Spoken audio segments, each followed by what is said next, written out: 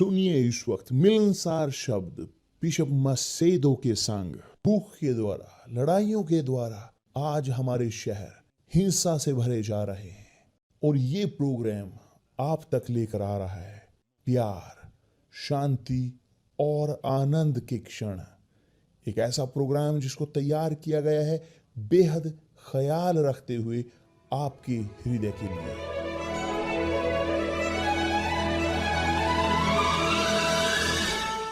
और अब आपके साथ मिलनसार शब्द बिशप मसेदो के।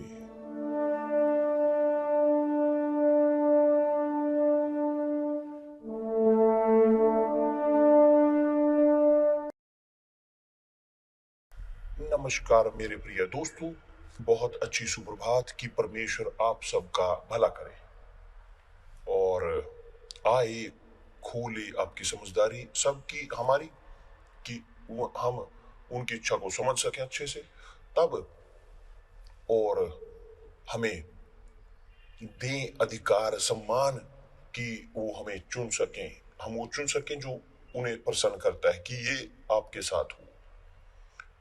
मैं था मेडिटेट करते हुए यहाँ पर एक ऐसी चीज जो बेहतरीन है। इस सप्ताह हमने बात की इस बारे में, हम बोलते आ रहे हैं कि परमेश्वर चुनते हैं उनको कि जो तुच्छ हैं, जो नकारे हुए हैं, कि जो कुछ भी नहीं है, ताकि लज्जित कर सकें, शर्मसार कर सकें उनको कि जो सोचते हैं कि वो कुछ हैं।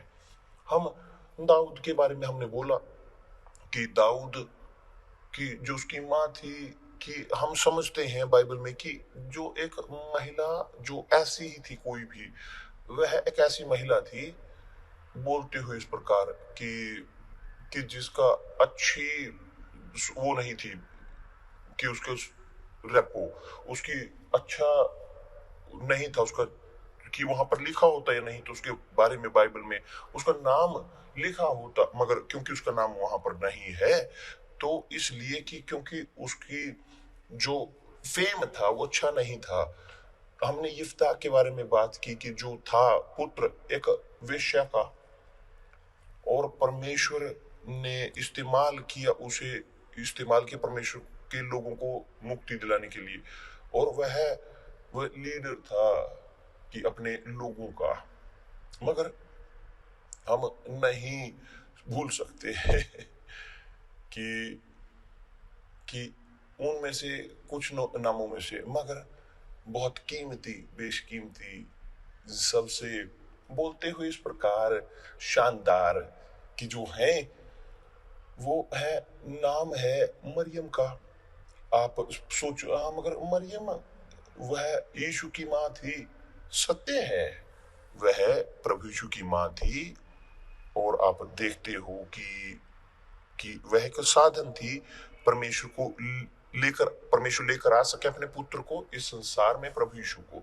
मगर इस मरियम के बारे में मैं नहीं चाहता, मगर मैं बोलना चाहता हूँ, मैं बताना चाहता हूँ एक और मरियम, कि वह जिसके अंदर 7 शैतान थे और 7 दुष्ट आत्माएं उसके अंदर थी, कि वास्तव में मरियम जो मगदलीनी थी वो एक ऐसी महिला थी जो पीड़ित थी, एक महिला बोलते हुए कि जो वेश्या थी, एक महिला की जो जिसका फेम बुरा था, एक नकारी हुई महिला समाज द्वारा, कि लोग जो अच्छे वो थे जो उनकी उसकी ओर देखते थे, एक और उसकी ओर नहीं देखते थे, कि जब वहां से देखते थे उसके अंदर क्या देखते थे, किस प्रकार की ओर देखते थे, कि ऐसी ही बुरी तुच्छ महिला मरियम मगदलीनी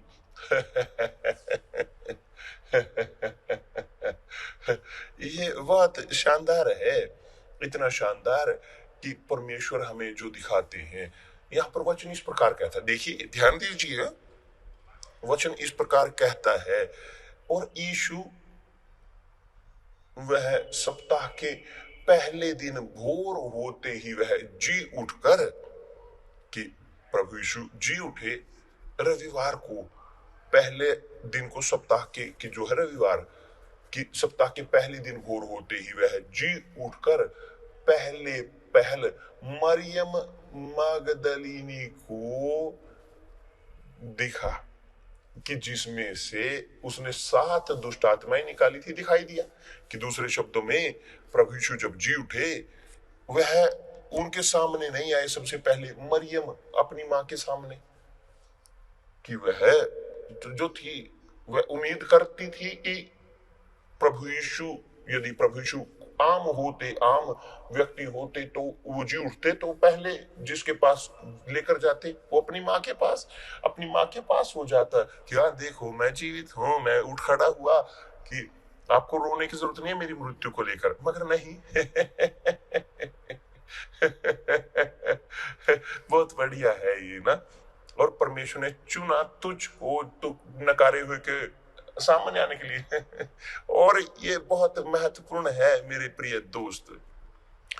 उसने चुना एक महिला जो सबसे ज्यादा तुच्छ थी, सबसे ज्यादा नकारी ठुकराई हुई, शर्मसार, पीड़ित इत्यादि, कि जो इस्तेमाल की गई थी आदमियों के संतुष्टि के लिए।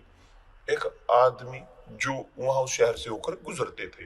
मगर देखिए यहां पर प्रभु यीशु ने उस औरत को मुक्ति दिलाई, उसके अंदर से 7 दुष्ट आत्माएं निकाली कि जो उसके शरीर में थे, और उसने इतने प्रभु यीशु के साथ वो इतनी आभारी रही, इतनी आभारी वो रही प्रभु यीशु की, कि वह वहां पर गई, वहां जहां पर दफनाया गया था प्रभु यीशु को, उसके वादे को देखने के लिए कि प्रभु यीशु की जी उठेंगे, उसे देखने के लिए। और नहीं हुआ कि क्या, उसने सबसे पहली गवाही प्रभु यीशु की इस संसार में, पहली गवाही प्रभु यीशु के पुनरुत्थान की मरियम मगदलीनी है। एक औरत जी तक नकारी, तुच्छ, एक औरत ठुकराई हुई। देखिए मेरे प्रिय दोस्त, आप देखते हो कितनी बार हम मनुष्य गलतियां करते हैं, विफल होते हैं। जब हम कंप्लेन करते हैं, आलोचना करते हैं और कमेंट करते हैं गलत, और यहां तक कि और मारते पीटते हुए उन लोगों को कि जो हैं सुनते हुए, या एक ऐसा सिस्टम कि बहुत जो तुच्छ होते हैं, जो बहुत तुच्छ सिस्टम का हिस्सा है।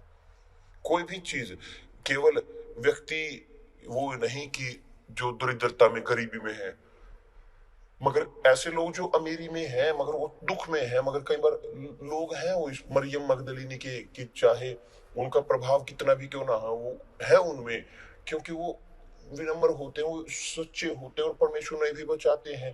तो हमारे पास किसी को जज करने का किसी का अधिकार नहीं है। हमारा वो आकलन करने का, अपने खुद को आकलन करने का जिम्मेवारी है कि इससे पहले हम आलोचना करें, बोलें किसी भी व्यक्ति के बारे में। और बदतर इसमें ये नहीं है कि आलोचना, सबसे बदतर ये है कि जो है घृणा अपने अंदर, घृणा कि कोई जो अपने अंदर या दूसरे व्यक्ति के अंदर उस चीज को पैदा करते हैं कि जो तुच्छ है। तो यहाँ पर आप देखते हो कि कैसे परमेश्वर देखते हैं मनुष्य को, कि कैसे परमेश्वर चुनते हैं लोगों को। मरियम मगदलीनी वो थी एक महिला ठुकराई हुई, वह दुष्ट आत्मा से भरी हुई थी, वह थी एक ऐसे ही कोई बोलते हुए, मगर बाद में वह मुक्त हुई 7 दुष्ट आत्माओं से। वह संत महिला में परिवर्तित हुई और उसके पास वो सम्मान था देखने का प्रभु यीशु को। वो सबसे पहले ही थी कि जिसने प्रभु यीशु को देखा था, कि प्रभु यीशु ने सम्मान किया उस औरत का कि जो नकारी हुई थी। उसने उस औरत का सम्मान किया कि जो सबसे ज्यादा ठुकराई हुई थी वहां सब रचनाओं में उस समय की है। वह सम्मान उसने उसको दिया है। और सबसे पहल वो मरकुस की पुस्तक में लिखा, वो सबसे पहले उनके सामने मरियम मगदलीनी के सामने दिखाई हुआ कि जिसके अंदर से उसने 7 दुष्ट आत्माएं निकाली थी, कि आप देखते हो कि यह बेहद ही महत्वपूर्ण है।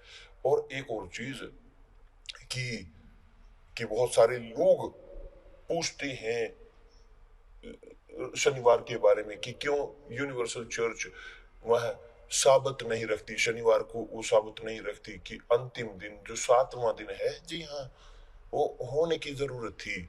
जी हाँ, यदि हम जीते, हम नियम में हम ये करते, मगर हम नहीं जीते नियम के बारे में, हम जीते हैं और समय में, यीशु के समय में। इसके अलावा इसके नियम है, वो बेस है, वो हर एक परमेश्वर के शब्द की नींव है। मगर जब यीशु आए, उन्होंने शुरुआत की परमेश्वर के राज्य की, परमेश्वर के राज्य की, और परमेश्वर के राज्य में एक और बढ़िया चीज कि जो जीते हैं नियम के अनुसार, केवल नियम के मूसा के नियम के अनुसार, वो शब्द को रखते हैं, मगर जो जीते हैं परमेश्वर के राज्य में, वो यीशु का अनुसरण करते हैं। यीशु के नियम को, प्रेम के नियम को, क्षमा के नियम को, दूसरे को मानने के नियम को, प्रेम करने के दूसरे को, अपने पड़ोसी को, कि जितना आप खुद को प्रेम करते हो। और नियम में, इस नियम में परमेश्वर के राज्य के यीशु ने शुरुआत की सप्ताह के पहले दिन की अपने पुनरुत्थान के साथ। तो हम देखते हैं पहले दिन को कि जो है रविवार, हम उसे देखते हैं। हम जब हम परमेश्वर के घर में जाते हैं रविवार को, तो हम यह इस चीज को पूरी कर रहे हैं, परमेश्वर के राज्य की शुरुआत को अपने अंदर, कि हम परमेश्वर के राज्य में अपनी शुरुआत कर रहे होते हैं। तो अब रविवार को हम बचा सकते हैं, क्योंकि रविवार है दिन प्रभु का। अब स्पष्ट है कि 7वां दिन नहीं बदला, वो 7वां ही है, वो सब्त है। तो हम सम्मान करते हैं परमेश्वर को रविवार के दिन, और शनिवार को हम आराम करते हैं, कि जैसे नियम कहता है रविवार आराम का दिन है, कि 7वें दिन परमेश्वर ने आराम किया। तो लोग हैं जो शब्द रखते हैं। अब स्पष्ट है कि परमेश्वर हमें देते हैं इतनी मार्गदर्शन, आध्यात्मिक तौर पर इतनी सोच, कि वह नहीं स्थापित करते कि इस बारे में, कि उदाहरण के तौर पर, कि इस समय लड़ाई के, इस दरिद्रता के, इस बेरोजगारी के समय, इन समस्याओं के समय कल्पना कीजिए कि सब आग बुझाने वाले, सभी हेल्थ डिपार्टमेंट वाले लोग, कल्पना कीजिए कि वो, या सुरक्षा वाले, ये सब लोग, सिक्योरिटी वाले जो रखें, जो लोगों की सुरक्षा करते हैं, कि जो लोगों को सुरक्षा, उनके स्वास्थ्य का ख्याल रखते हैं, कि जो अस्पताल हैं, बोलते हुए कि जो काम करते हैं, अगर ये लोग, सब लोग शब्द को रखने जाएं कि आज मैं काम नहीं करूंगा, तो शब्द वो देखा जाएगा कि नियम के अनुसार, मगर वह पीड़ा पहुंचाएगा करोड़ों, लाखों, अरबों लोगों को, कि जो जी रहे हैं वास्तविक तौर पर समस्याओं में, कि जिनको खोज करने की, जिन्हें ख्याल रखने की जिनका जरूरत है, कि उनके स्वास्थ्य का। तो मेरे प्रिय दोस्त, यहाँ पर रखते हैं विश्वास समझदारी के साथ, ताकि नहीं हम कट्टरपंथी होंगे। और कट्टरपंथी ये गलत विश्वास है, विश्वास की जो नहीं सोचते। तो यहाँ पर रहता है यह वचन शानदार की जो दिखाता है महानता परमेश्वर की उनके लिए कि जो तुच्छ है, और बुलाते हुए उन सब लोगों की, कि जो लोग हैं सबसे पहला दिन परमेश्वर का पुनरुत्थान का। तो हम अपने प्रभु यीशु की गवाही होंगे। प्रभु यीशु जी उठे, और क्योंकि वह जब जी उठे, हम भी जी उठेंगे उनके साथ, उनके अंदर।